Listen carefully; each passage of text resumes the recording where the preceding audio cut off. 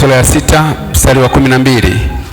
Efeso sura 6 mstari wa 12 anasema ya kwamba kwa maana kushindana kwetu sisi si juu ya damu na nyama. Kwa maana kushindana kwetu sisi si juu ya damu na nyama, bali ni juu ya falme na mamlaka, juu ya falme na mamlaka, juu ya wakuu wa giza hili, juu ya wakuu wa giza hili, juu ya majeshi ya pepo wabaya katika ulimwengu wa roho, juu ya mapepo wabaya katika ulimwengu wa roho. Kwa sababu hiyo twaeni silaha zote za Mungu, mpate kuweza kushindana siku ya uovu, na mkisha kuyatimiza yote kusimama. Wow, ishi hapo, mengine tutasoma baadaye. Andika mambo matatu muhimu unayohitaji. Haya matatu, mimi mwalimu, vitu vitatu unavyohitaji ili uweze kutoboa katika maisha na katika vita vyako. Unahitaji vitu vingapi ili uweze kutoboa? Mwambie jirani kwamba ili niweze kutoboa nahitaji vitu hivi vitatu. Kitu cha kwanza, unamhitaji Mungu. Yaani pambana katika maisha kwa vyovyote vile, katika vita vyako uwe na nani? Na Mungu. Na ukiwa na Mungu na raha sana. Kiweza kuwa na mahusiano ya karibu na Mungu ni raha sana. Acha kujifanyia watu. Nani yule Ayubu wa Biblia alikuwa na marafiki wengi. Alipoingia kwenye jaribu, walikuja marafiki hawa, na hata wao walipofika walikuwa na malawama juu yake, na wachukia wanawake na wanaume ambao wanasema huyu ni rafiki yangu wa kufa na kuzikana. Wewe lipumbavu tu.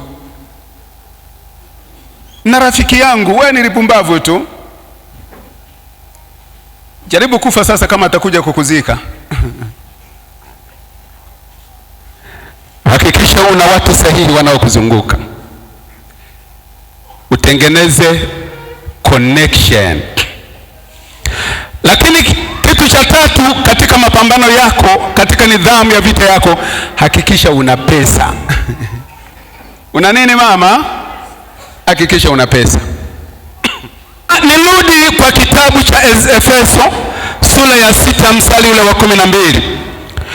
Nimekuwepo katika kumtafuta Mungu, wana wa Mungu. Ndipo Mungu akakutana nami katika Danieli 9 mstari wa 22. Akaniambia, nimekuja kukupa ufahamu. Wakati ninajiuliza ufahamu huu ni upi, imenigharimu ndani ya muda wa kutosha. Mungu akaniletea Efeso 6:12.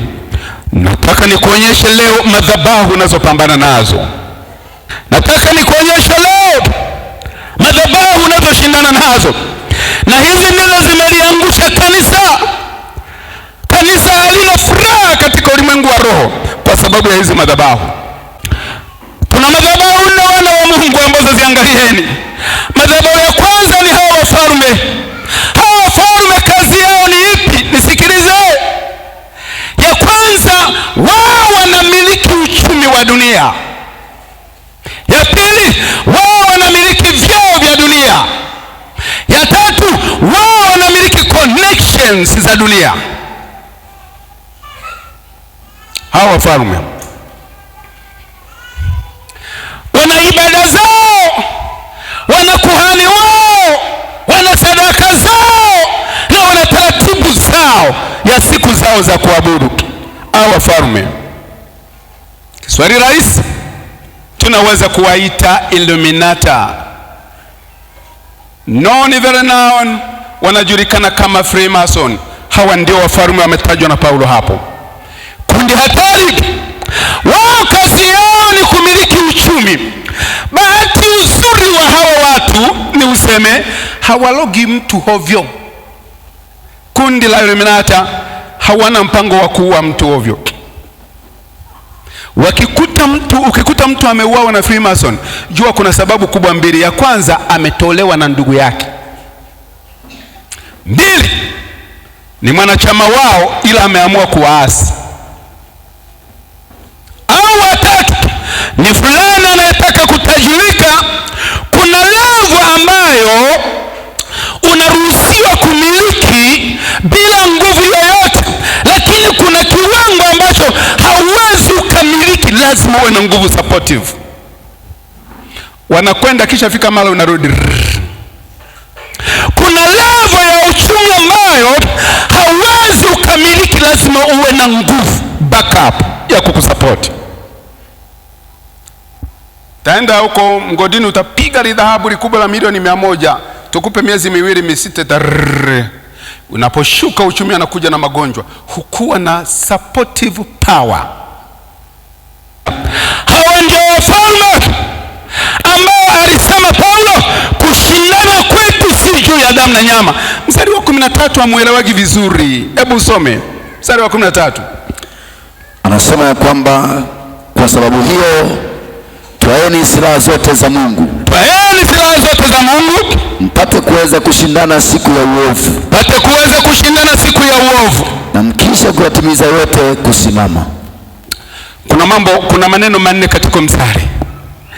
La kwanza amesema kwa sababu hiyo. Kwa sababu hiyo. Ipi? Iko pale juu mstari wa 12 amesema kwa sababu hiyo twaeni silaha zote za Mungu. Hilo la pili. La tatu, mpate kushindana siku ya uovu. Baya kwa kukosa nidhamu ya vita, tumeingia kwenye mashindano ambayo sio ya siku ya uovu. Joel, kijana wangu, kama unataka kutoboa katika maisha, pambana na hili kundi. Hiyo ndio siku ya uovu wake. Nataka kuwapa siku za uovu wake. Ukitaka utoboe, ukitaka utoke kwa kukosa nidhamu ya uovu, tumeingia vitani kwa siku sio vita. Hati baba, mnaingia vitani na mabunduki kupigana, alafu wenzenu hawapo. Je, mmeshindana kweli hapa? Si mnatumia risasi bure?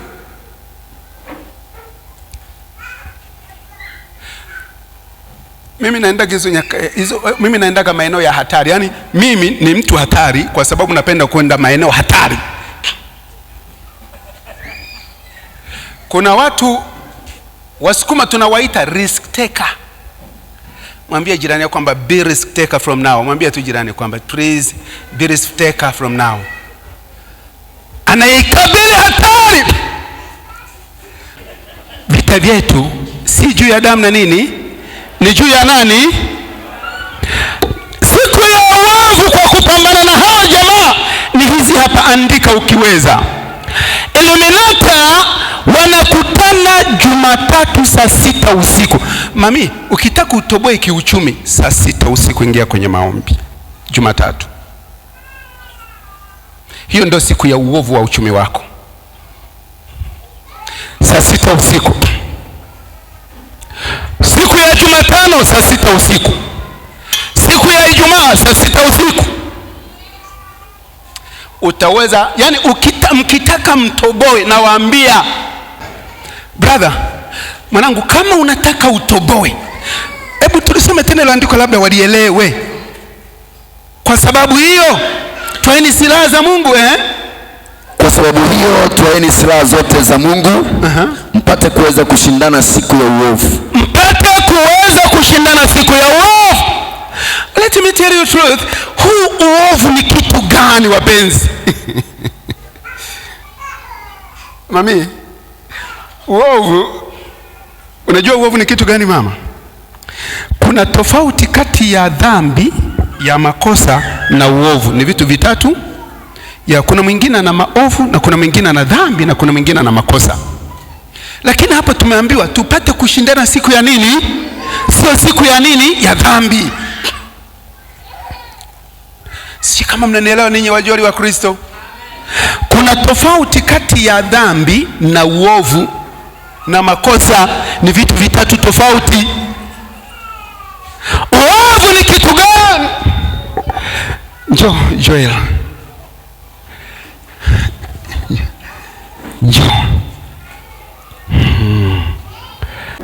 Mimi na huyu mama huyu hatuishi kukoromeana ndani, hilo la kwanza. Lakini hatutoi mafungu ya 10 kwa uaminifu, mimi na huyu. Ila huyu tunaweza kumtafutia pesa ya kwenda tuition na kwenda chuoni, anasoma.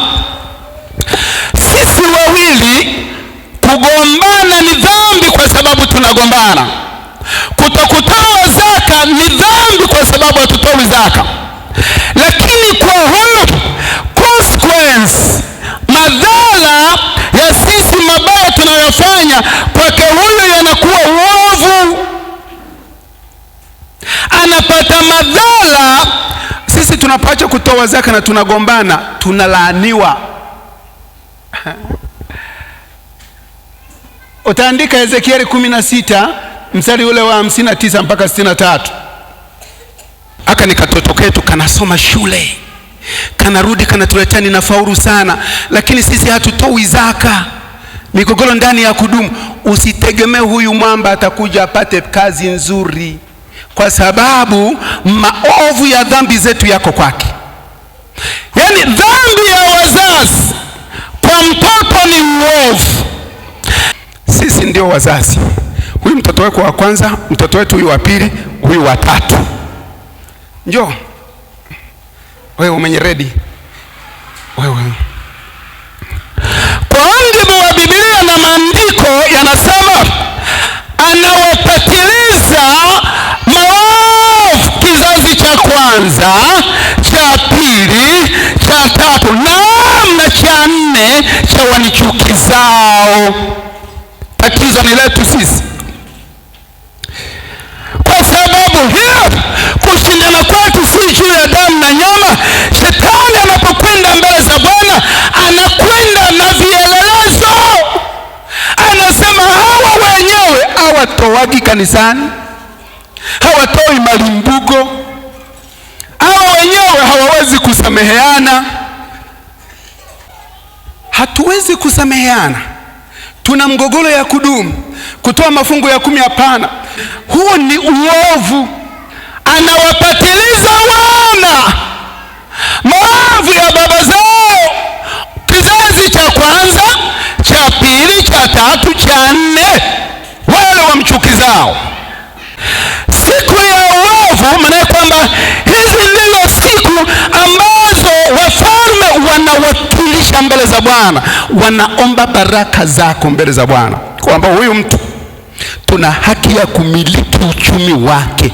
Kuna limwamba limoja ambalo linatoa sadaka katika ulimwengu wa roho ili limiliki uchumi wa Kalangalala. Lakini siku ya kuchomoa ni Jumatatu na Jumatano na Ijumaa saa 6 usiku inuka. Wakati wanaomba,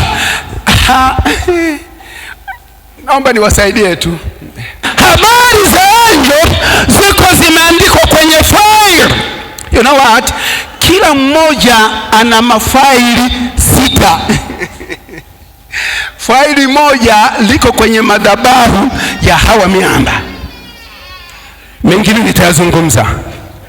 Na ile faili unapoenda mbele za Bwana, lichomoe faili lile ule usiku wa saa 6 usiku saa 7.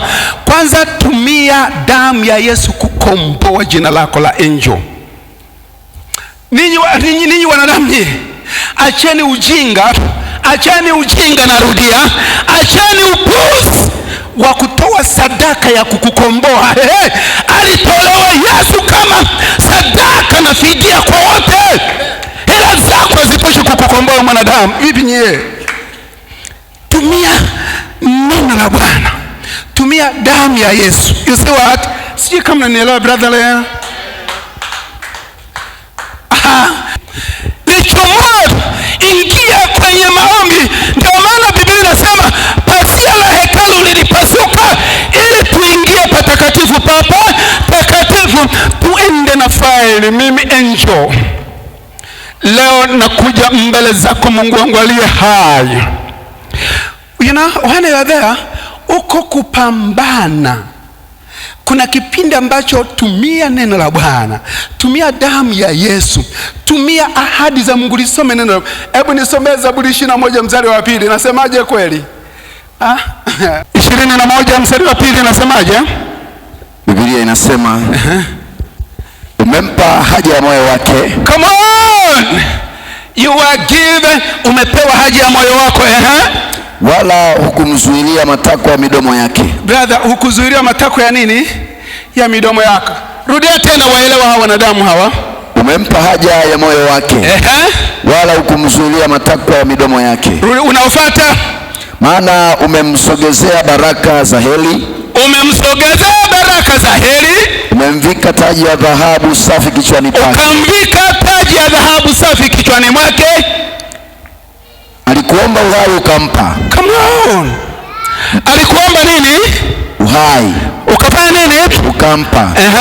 Muda mrefu wa siku nyingi milele na milele. Muda mrefu wa siku nyingi milele na milele.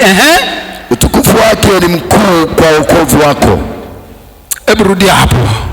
Utukufu wake ni mkuu kwa wokovu wako. Utukufu wake ni mkuu kwa wokovu wa Yesu. Listen, sio utukufu wa Yesu hapa uzungumzwi.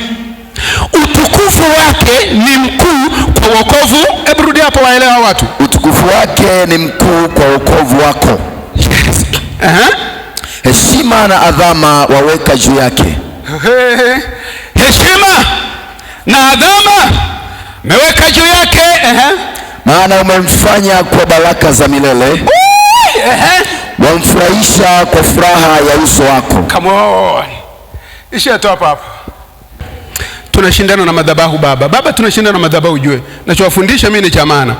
Lichukue lile faili, lichukue tu faili lako. Faili la kwanza lichukue, ndio hili faili ambalo liko pale kwa Freemason. Limeshtakiwa, vipawa vyako vyote vimeandikwa humu, karama zako zote zimeandikwa humu, vyanzo vya uchumi vyako, baraka ulizoahidiwa zote ambazo tumezisoma katika ile Zaburi 21 mstari wa 2. Tumezisoma baba. Umempa haja ya moyo wake, hukumzuia matakwa ya midomo yake. Hebu tazama basi katika Zaburi 82 mstari wa 1 na wa 6 ili tuone. Someni basi ya Zaburi. Tatizo msomaji Biblia nyewe, wana wa Mungu. 82 mstari wa 1 unasemaje? Mungu asimama katika kusanyiko la Mungu. Come on. Katikati ya miungu anahukumu. Katikati ya miungu anafanya nini? Anahukumu. Mama, Mungu mimi hapa, ngoja nisikilizeni. Mimi ndio Mungu. Nasikia nyewe wanadamu. Mimi ni Mungu, nimesimama katikati ya kusanyiko la Mungu. Ninyi ni mamungu. Ushahidi uko wapi? Mstari wa 6. Mstari wa 6 unasemaje? Wa 6 anasema, mimi nimesema ndinyi miungu. Ninyi ndinyi miungu. Na wana wa aliye juu. Tena ni wana wa aliye juu. Lakini mtakufa kama wanadamu. Kama wanadamu, lakini sio mwanadamu baba. Brother, kuanzia leo jua wewe ni Mungu. Una baraka zote. Wanao huwa nawaita mmoja mmoja. Unawaambia, wewe John, nakubariki na kukabidhi Mwanza ni yako. Una duka kubwa Mwanza. Wewe ni mfugaji mkubwa. Wakabidhi, wewe ni Mungu, anza kuwaumbia. Mstari wa 1 na wa 6 muelewe ninyi mnapoenda kusoma. Haishi hapo. Faili la pili. Wa pili katika Waefeso ile 6:12 ni wenye mamlaka. Wenye nini? Wenye mamlaka. Wenye mamlaka mama. Nimekutana na watumishi wengi wana mizimu. Wenye mamlaka. Kushindana kwetu si juu ya damu ya nyama, ni juu ya wafalme na wenye mamlaka, wakuu wa giza hili na majeshi ya pepo wabaya. Hawa wenye mamlaka ni akina nani? Ni mizimu. Ni hatari, dangerous mizimu. Usiombe mwanawani kushindana na hawa jamaa. Ni madhabahu nyingine. Hii madhabahu, mizimu ni kitu gani? Mizimu sio roho za wafu waliotangulia. Mizimu ni malaika waliotupwa, walioasi. Hawa sio majini wala sio roho za wafu. Ni malaika, fallen angels. Hizi zina kazi kubwa katika maisha. Kazi ya hawa jamaa kutengeneza magonjwa, kutengeneza tabia, kugawa siku. Halafu wazee wangu, nisikilizeni nyewe viongozi wa kanisa. Kuna wakati kanisa limeimarisha agano la mizimu. sadaka ya mizimu, ya kwanza wanahitaji damu. Damu, wanahitaji damu. Nisikilizeni, nasema bila aibu. Mwanamke ana nafasi kubwa ya kuimarisha agano la mizimu katika ukoo. Mwanamke Kwa nini mnaniuliza swali? Naomba niwajibu. Iko hivi: kwa kuwa sadaka ya mizimu ni damu. Mwanamke ambaye anaingia kwenye siku zake mara 2 kwa mwezi anatumikia agano na kuimarisha agano la mizimu katika ukoo. Wewe unaingia mara 2 kwa mwezi, au unaingia mara 1 unakaa siku 7 10. Siku 5 ni biological, zile siku zingine ni za kwao. Kwa sababu hamwezi tena kuua mnyama, mmeshaacha kwenda makaburini, wanatumia damu yako. Lakini aina nyingine ni Wakristo wenzangu, wale ambao anafunga masaa 12 kwa siku. Ametangaza Angel ametangaza tufunge masaa 12. Masaa 12 uko tu, uko busy, unakimbizana, unapikia watu. Inafika saa 12 jioni unasema hii na masaa yameisha. Asante Yesu, katika jina la Yesu Kristo utulinde, tuponye, amen. Umeshinda masaa 12 umefunga. Ulikuwa unaimarisha agano la uovu katika mwili.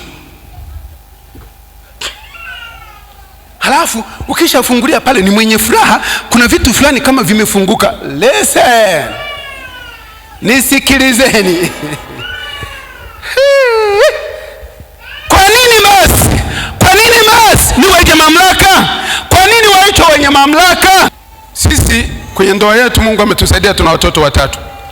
Huyu hapa anapenda kuchunga, lakini siku hizi mifugo wanakufa.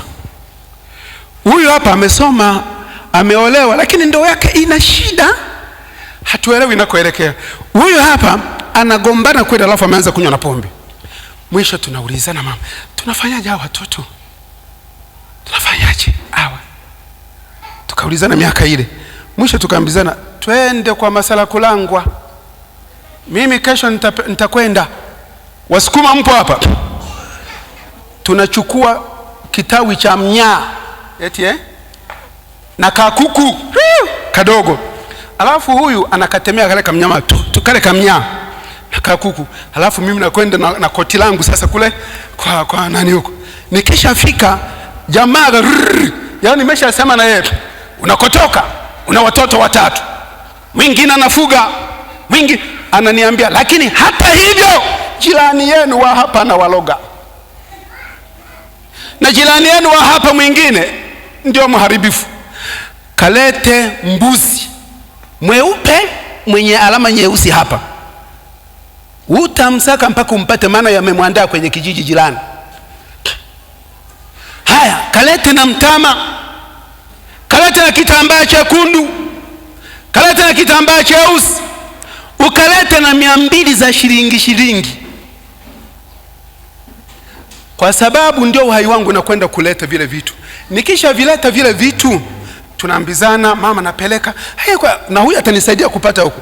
Nikisha apeleka, nakuja sasa na tudawa. Hutu utakuwa unamwogesha huyu, hutu utampa huyu hawa naongelea, huyo utamfanyia hivi na hivi na hivi, alafu kanasema nitakuja na mimi kuwaona. Kanakuja kanatuchanja chale vijana na mikwala, vinakuchanja mpaka kwenye ulimi, mpaka usoni, ili wakuone kwamba umeshakuwa wa kwetu. Vinakuchanja mgongoni, vinakuchanja kifuani, tumboni na kwingine eko kusikojulikana.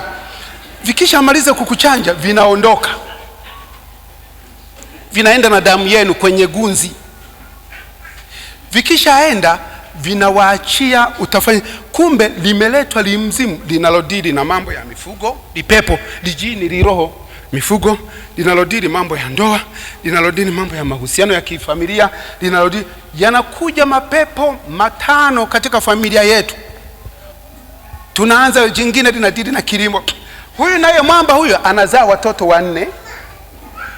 Akisha azaa watoto 4 na menyewe yaliyokuwa kwake yanazaana kwa mfumo ule ule. Huna anazaa 5, yanazaana hivyo hivyo. Mwisho yanaelewa tabia zetu, kwa sababu tuliyapata sisi. Miaka 100 baadaye, haya ndio yanaitwa limzimu. Kumbe nilipepa ambalo alilinunuaga babu na babu yake kule. Bwana Yesu awafungua, walinde kwa nguvu zake. Sasa wenye mamlaka wamepewa mamlaka ya kutumiliki, na aliyetoa mamlaka ni baba mzazi. Now time unataka sasa kujichomoa faili lako, kulibeba kutoka kwenye mizimu, brother, na watahadharisha. Unataka kulichomoa faili lako, moja, lazima ujue namna ya kumtafuta Mungu kwa kuitumia jina la Yesu na damu ya Yesu. Lakini ukweli haikwepeki sadaka yako madhabahuni, na huenda itahitajika sadaka iliyo hai. Huenda inahitajika sadaka iliyo nini mama? Iliyo hai. Sadaka iliyo hai ni nini? Inaweza kawa mtama, inaweza kawa mahindi, inaweza kawa mbuzi, inaweza kawa ng'ombe, inaweza kawa kondoo. Lakini itumia damu ya Yesu kulikomoa jina lako. Madhabahu zao ni makaburi, kuhani wao ni majina ya watangulizi wetu. Madhabahu zao ni mbili. Madhabahu ya kwanza ni makaburi ya kwenu mnakozika, na siku hizi kametokea ka utaratibu Usukumani. Zamani kalikuwa Uchagani, kakwenda mwezi wa 12 kujengelea makaburi huku. Sasa hivi Wasukumani mwezi wa 7 na wa 8 mnajikusanya vikao vya ukoo kujengelea makaburi. Muone, unajiungamanisha. Ole wako, ole wako. Nayafuta majina haya katika makaburi, naondoa katika madhabahu za mizimu. Nikaanza kuifuta herufi moja moja. Mamlaka ya jina la Yesu Kristo, Baba, naisafisha na achilia moto. Ndani ya siku 3 baba ananiambia, baba, unajua leo jana nimenunua mfuko mmoja kwa 600,000. Baada ya kwenda kuuza kukamua, si unajua nimepata 9,000,000. Huyu Mungu wa ajabu. Nikamwambia, nenda katoe sadaka kanisani. Dhabahu zao A ziko katika mwili wako, B ziko katika makaburi, wakiyatumia majina. Connection ya mizimu na wewe ni majina. Yeye ukaenda kusema nimekombolewa na Yesu bila kuchukua hatua. Imekwisha. Turashashe. Bwana Yesu asifiwe sana. Nimalizie sasa nikawashe. Madhabahu nyingine tunapambana ni nini? Wakuu wa giza hili. Wakuu wa giza hili. Hili nalo ni janga jingine la dunia. Wakuu wa giza hili. Mnafahamu wakuu wa giza hili? Wakuu wa giza hili ni kundi la wachawi. Kuna aina nyingi za wachawi na kuna aina nyingi za uchawi. Mchawi hawezi kukuloga abadan bila kukolide na mizimu ya kwenu. Kwa maana ya kwamba wanajiungamanisha kupitia mizimu ya kwenu hawa wachawi. Kuota huko na bibi yako, kuota mko msituni, kuota huko mabwawani, kuota huko kwenye sherehe, kuota unapaa. Unatumika chini ya roho ya kichawi, ila wewe sio mchawi. Ngoja nikupe siri wachawi wanavyoingiaga kanisani ili ujue namna ya kuwasaidia. Tukisema ibada inaanza saa 3, mchawi hawezi kuingia kanisani. Mchawi hawezi kuja kanisani. Ikishafika saa 3 tukasema tufungue ibada. Tukaifungua ibada, kanisa huwa liko chini ya ulinzi wa malaika. Tukifungua ibada, mchawi ndo anaweza kuingia, anakujaga na wachelewaji. Mje mumwangalie sana mchelewaji kanisani, ni shida. Mara zote wachelewaji ni wabeba roho za uchawi kuingiza ndani ya kanisa. Na wakija wanapendaka kukaa karibu ili waharibu ibada. Ana kakisimama kiongozi wa sifa amesimama, kwa Yesu, kanakuja kameivaa nguo hiyo. Aidha huenda kameivaa nguo mbaya mpaka kiongozi wa sifa itampa kutafakari, amevaa gauni gani huyu? Amevaa kitenge gani huyu? Mbona hii nguo ni ndefu kama mwalimu anawahi mshahara, au ni fupi kama sekretari wa waziri? Yani impe mawazo mengi kana kutoa kwenye leli. Yani mchawi daily anaingia kanisani kupitia watu wachelewaji wa kanisa. Nimesema kuna wachawi aina nyingi za uchawi, na kuna aina nyingi za uchawi na za wachawi. Nilipomaliza kuhubiri, mchungaji naye amenizoea kama alivyonizoea mchungaji wenu hapa, ikapewa aniendeshe kunipeleka hotelini huyu. Jioni pale tunakutana na baba mchungaji na koti kubwa na viatu na briefcase. Unamwona yule mchungaji hata kaa atoboe katika maisha. Driver wangu akaniambia, kwa nini? Si tulishamfunga. Huyu anayenipeleka ni shemasi. Na ndiye anakiri tulishamfunga. Mlimfunga. Mlimfungaje? Huyu bana alikana kirele sana. Tulichofanya, wanachofanya sasa. Yesu asifiwe sana. Nachukua chupa kama hii. Wakichukua chupa kama hii, wanayatoa haya maji masafi. Wakishatoa haya maji masafi, wanaweka maji machafu ya mtaloni. Wakaweka jina la yule mchungaji. Wakaweka picha ya yule mchungaji. Walipoweka picha ya yule mchungaji, wakachukua na majina 9 ya majini mabaya yakaweka. Tunataka mchungaji huyu afungwe, wakamfunga. Kwa hiyo yumo kwenye maji machafu na ana picha yake na majina ya majini 9 mabaya yako humu. Halafu wakaichukua chupa hii wakaenda wakaining'iniza kwenye choo cha kutumbukiza. Halafu inafungwa kule. The way funza wanavyoizunguka ile chupa, ndivyo maisha ya yule baba mchungaji yanazungukwa na ubaya. Na huenda hata wewe ndivyo wameyafunga maisha yako. Bila wewe baba mchungaji ukimkuta na hubiri mpaka koti linaruka, Yesu atakuja, ninaomba, ninakemea, lakini amefungwa. Nikasema namtafuta yule mchungaji, lazima nimpate. Wasukuma wanasema ni muhugule.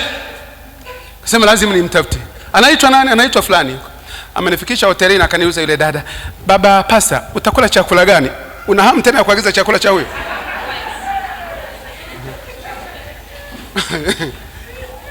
I'm sorry, niko kwenye maombi. Nikalazimisha maombi. Bwana Yesu asifiwe sana. Lakini kitu kingine unachokifanya, hawa wajinga hawa, wachai wajinga hawa, wanachokifanya kitu kingine, wanaichukua ndoa yako Bwana Juve. Wanaichukua ndoa yenu, wanaenda nayo kwenye mto kule chini. Nilikuwa najionea sinema za ajabu sana.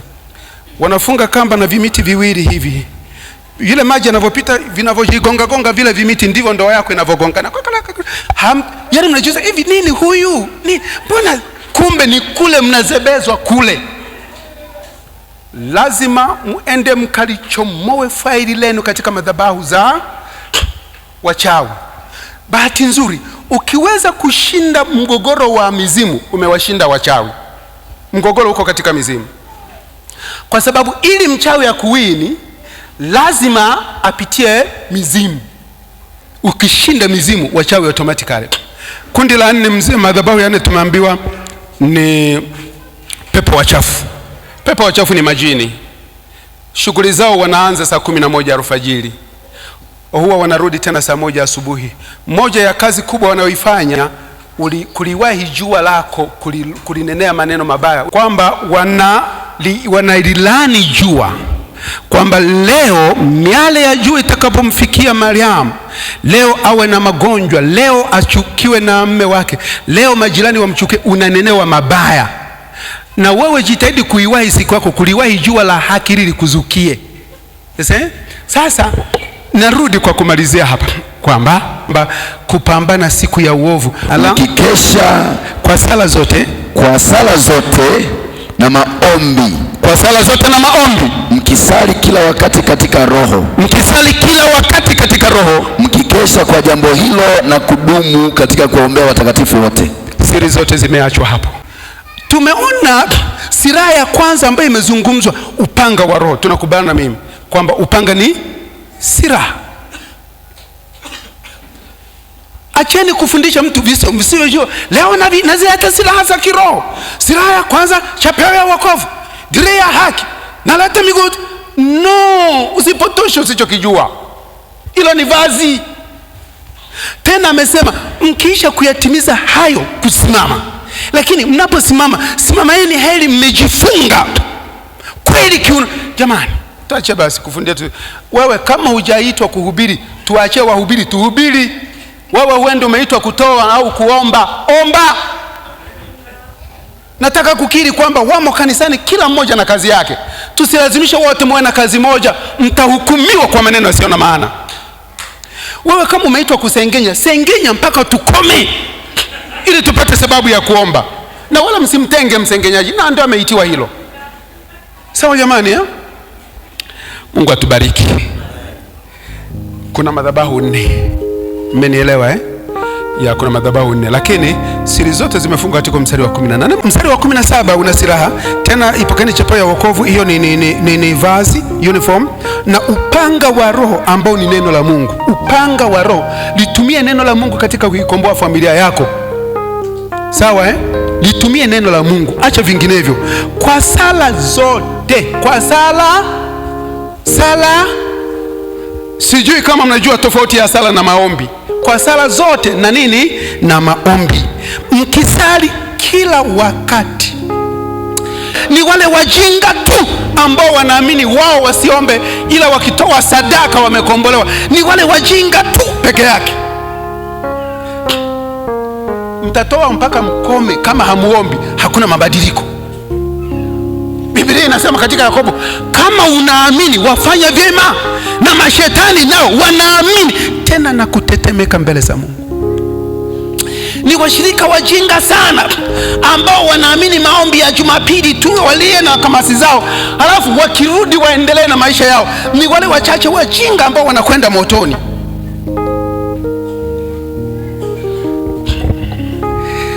Eti mama, umeokoka? Kati ya wokovu wewe na wokovu, nani anamuongoza mwenzake? Ni wokovu na kuongoza, au wewe unaongoza wokovu? Eti baba, kipi kinapaswa kufanyika hapa? Kuna watu ambao wanaongozwa na wokovu na kuna watu ambao wanauongoza wokovu. Yupi ambaye ameokoka hapa? Anaongozwa na wokovu. Eti si ni kweli jamani? Amesema sawa baba. Watu ambao wanaongozwa na nini? Wanakwaya. Kinachowafanya Jumatano msije kwenye ibada, mnaongozwa na wokovu au mnauongoza wokovu wenu? Mnauongoza wokovu. Na mtu kuongoza wokovu ni kuliangukia lile jiwe, halafu unavunjika vipande vipande. Unauangukia ule mwamba, unakuvunja vipande. Ni mbaya sana huyu. Lakini yule ambaye limemwangukia lile jiwe, limemsaga tikitiki. Naomba msimame kwa maguu yenu. Nani amenielewa hata kidogo, wana wa Mungu?